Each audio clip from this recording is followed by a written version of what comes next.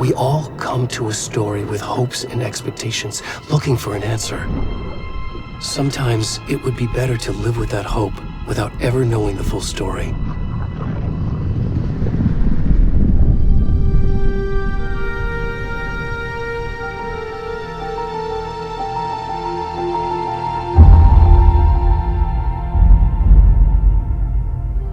In a horror story, there are only victims and monsters. And the trick is not to end up as either.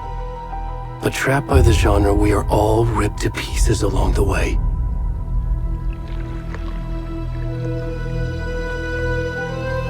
This is not the story I hoped it would be. This is not the ending I wanted. This story will eat us alive. This story is a monster. And monsters wear many faces.